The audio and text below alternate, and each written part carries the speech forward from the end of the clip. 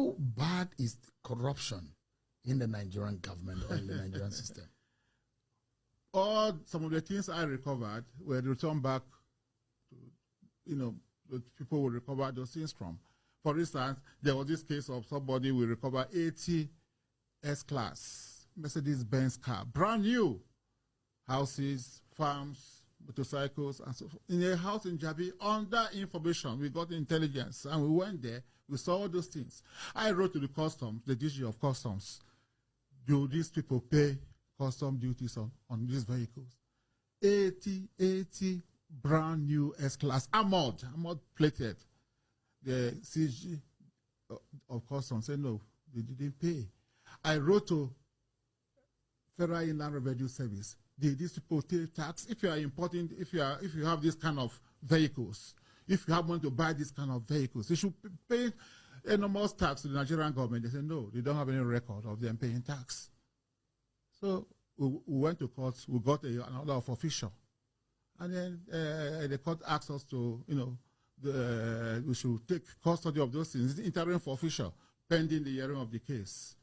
So I did it. I did a memo to the Attorney General to brief him of what we were doing. But later on, the Attorney General said that all the cases are investigated. They never mandated me. One of them was, came through Panama Papers. You know about the Panama Papers? Mm-hmm. A Nigerian senator, former military governor, was mentioned that he has properties in offshore islands.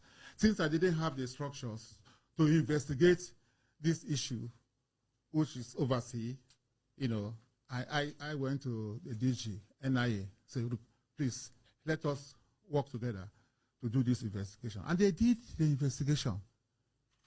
The report was sent to me.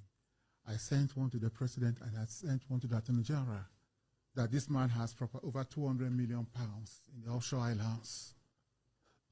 A former governor, a sitting senator. He's no longer in the Senate. No, at the time. At that time, he was a sitting senator. But he had been president of the Nigerian Senate. But nothing happened. Not till today. What of the $69 billion?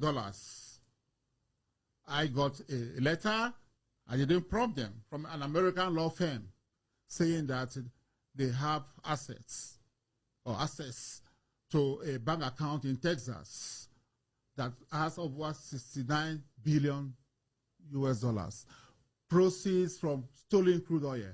And the 9 billion, 69, the proceeds from the crude oil is 60 billion. The 9 billion is, they mentioned the name, Patrick Aziza, who was National Security Advisor. And I thought it was beyond me, so I wrote to the president that this is what this firm has, alleged. Yes, that they are asking for money, that if we make some payment available, that they will give us the orders of the account number, the bank accounts, and so forth and so on. So I went to the president and said, approve, so that we can recover this money. 69 billion, it's a lot of money. Of course, nothing came out of it. Up to now. I also did a letter to Attorney General to brief him. But do you know what he said? The day he saw my wife, he laughed in a very sarcastic manner. I think Obla claimed that he would recover 69 billion US as he recovered the money. He was being sarcastic.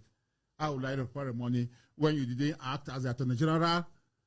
Somebody has said, look, we have $69 billion of Nigerian money in a bank account in America. And the government did not take action. Nothing. Look, it's in the media. If you look at Punch published the story. Punch published this story. Even when Buhari was in office, they did. I think if I would download it and send it to you, nothing was done. It feels like the government you work for was a failure in that respect. I have said so, that I was disappointed, because I believe so much in the former president, and I worked passionately for him. But I mean, would you attribute the underdevelopment of our country today to corruption? Why not? Look, if you can, somebody can take $69 billion out of Nigeria. If we have $69 billion, our universities will change. our polytechnics, our secondary schools. You know, we have water.